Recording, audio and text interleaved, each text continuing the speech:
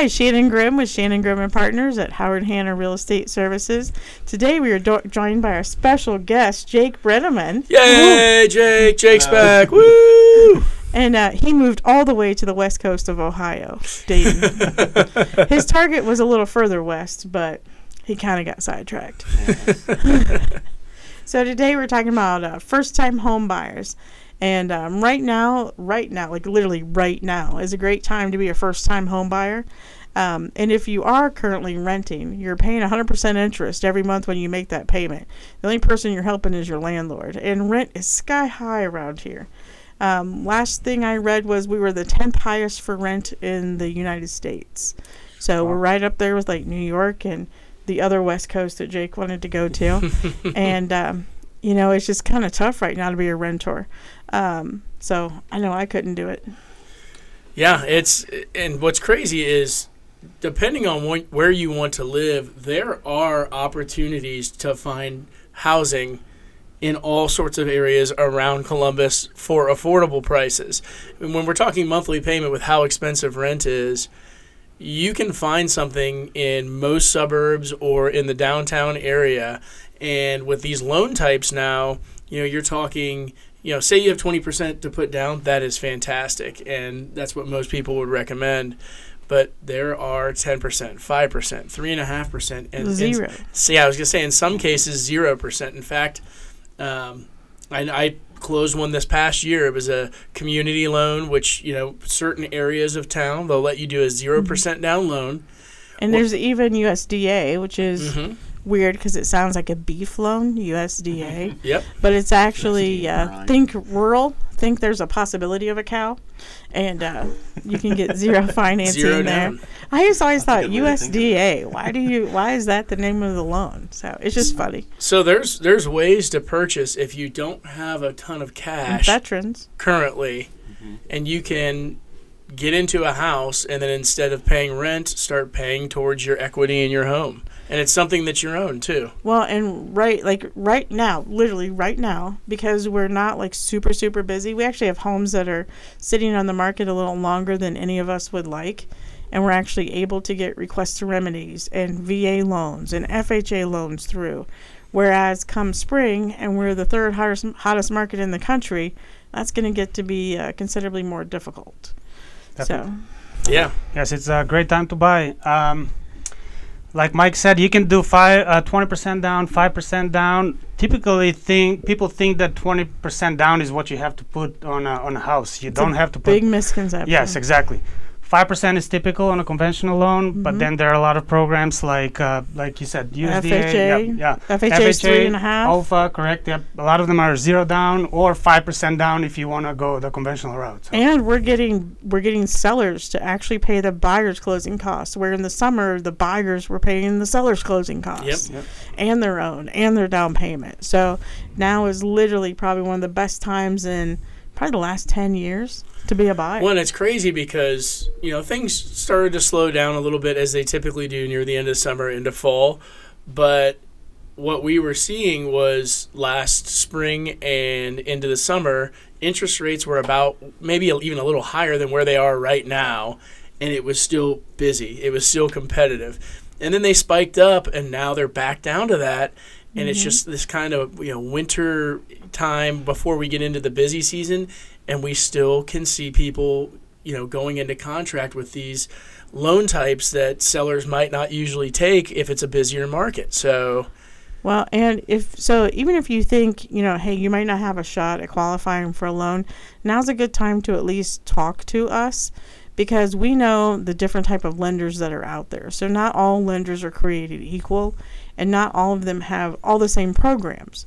So at least talk to us, let us know kind of where you are, some general stuff. We don't need to know everything about your finances, but we can point you to a lender that can get you a good plan going forward and give you a timeline of, hey, this is what you need to do to get your credit score up here, and, you know, pay this off or get a letter for this or whatever. And they can just teach you how to qualify for a home, because I think that's the biggest part, is no one knows where to start. yeah. And I agree with you on that. I think a lot of people have the misconception, you don't pay us to come talk to us. No. You don't pay We work a lot for free. Yes. You come to us we give you some guidance and advice. We listen to what questions you have, where you want to move forward, and we give you recommendations. And the lenders, same thing. They don't charge you anything. And we're not sharing your financial information. We get a very small picture of it. The lenders get more. But again, it's all with them. And we're not judgmental either, right? That's not what we're here to do. No, we're here to just give you a plan and help educate you on the process. So, and we don't, I don't really think of myself, and I don't think any of us do, because it's kind of who I surround myself with is who I'm like, or who's like me or whatever. And the fact that we don't look at ourselves as salespeople and we just want to sell you something to get it done and get it over with, get you in something, get you off our back. We really want to help educate you and have you be knowledgeable throughout the process and have a better understanding of at least how it's working right now. It might work differently in a year or in 5 months, but we at least want to educate you and let you make the best decision for you and your family. So that's what we try to do.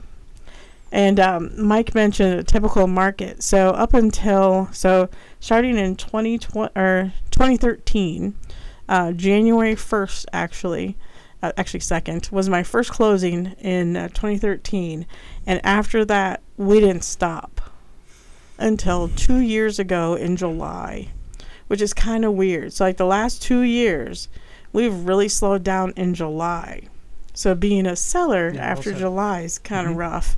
And we so a typical market would have been you slow down after Labor Day. But what we're experiencing now is July, which is really weird because I think one of you said it before. You thought people had vacation, they were trying to get the last vacations in before school started or something. And when school starts so early now, too. It's the first week in August, and makes it's no school. Sense. And I'm like, maybe that's why it's slowing down so early now. It makes no sense. So, we've kind of noticed that things pick up sometimes in January, February now, and it used to be March, end of March kind of time. Well, that used to, the old school market before 2013 was March started your spring, and then September, Labor Day, you started to die off.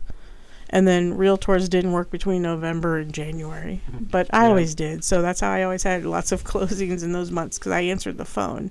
People still need to move. Yep. But yeah, so what we see now is later on, like you said, January is when it starts to pick up. So right now we're seeing, because of the interest rates are down a little bit. So yeah, we're expecting more to go down in throughout the year. Fingers crossed. Yep. Yeah. Feds are promising a lot, but we'll see. It's an election year. They People need to get elected or reelected. They released it saying that they're done raising and that they're ready to lower at some point this year. So they said it in the minutes, and they've held true to everything they've said up to this point. They even said they were going to a political entity. Correct. Well, and they said they were going to. They said they were going to continue to raise, and everyone kept saying, "No, you're not. No, you're not." And they did it, and they held true, and they're going to hold true. I guarantee, just because of what they've been saying so far. And people were still buying and selling then. But right now, we're starting to get a lot of phone calls for people who want to list their home in the coming months. So that's how we know. We started in probably December, well, maybe even November, looking at each other, going, "Man, next year's going to be crazy." So we just think it's going to be a great year to list. But if you want to buy, you really need to get in now and figure out what your best course of action is. And people talk about the interest rate. It's come down. It was at 8.5. We're getting close to 6. It's going to continue to tick down, hopefully. But, the thing is, depending on where you're looking, what your down payment is, what your loan type is, what you want to ask for, right now, without other buyers, without that competition, is a great time. And if interest rates do tick down enough that it makes sense, you can always refinance. Now, I don't think we're ever going to see these 3s, 2s. Slavi got in just under 3, 2 point something. So you mentioned asking for when stuff he sold, and typically closing, and then she mentioned earlier request a remedy. For those who don't know, why don't you just kind of explain a little bit about what you mean? So when you go into contract, there are certain conditions that you can ask for, and one of the things is, but not in spring and summer. Yeah, it's more difficult in spring and summer, especially if there's more buyers. It's more difficult. So if you let's go through a couple things. Let's say you have an FHA, VA, or USDA loan. those loans have requirements for the home. It's a list of guidelines that the home has to follow, that when the appraiser comes out, they will do a small inspection to make sure that everything qualifies. But it's 75 pages. It's 75 pages. So a lot of times sellers and listing agents are nervous about those because there's reasons a home could fall out of contract and be disqualified. They're great programs, and it usually gets worked out, but in a competitive market, most items can be remedied. Yes, most items can be remedied. Most things can be remedied for certain loan types, except for if you're 500 feet away from a former gas station. You can't really move or that the cell former phone gas tower, station. or things like that. But in a non-competitive market, they're like, hey, I need to sell this. This is a great, this is someone who wants to buy it. Let's do this. You also can ask for your formal inspection that you will, the buyer would pay for themselves, to have someone come through, take a look at the home, inspect it, and then you could also include your request to remedy. So at that point, that would be we items. are so glad that inspections are back. Yeah, I mean, request to remedy sometimes still gets waived now, but not as often. But people were waiving inspections completely during the craze. And so now they're back, and now you can at least have that and know if something's wrong with the home, and be able to say, hey, I need this fixed, or I need to walk away. And so having that in place is really nice. And every once in a while, you could have the seller pay towards your closing costs. So you're going to typically have around $5,000 in closing costs, and the seller can cover some or all of it if you ask for it in your purchase agreement. And there's not a lot of competition. Yes, no competition's the big thing. The competition thing is key. Well, that's the thing, and that's what we have right now. And, come end of February, it might not be the same. Right. Yep. Yeah, because we're predicting a lot more homes will hit the market in March, too. And it's weird, too, because you would think, kids are still in school. But listing your home in March means it's going to at least take till April. And then a lot of times the seller can request possession through their kid ending school, too. So it usually actually times out pretty good. So, but that's when it starts to really heat up. But okay. Well, thanks for joining us today.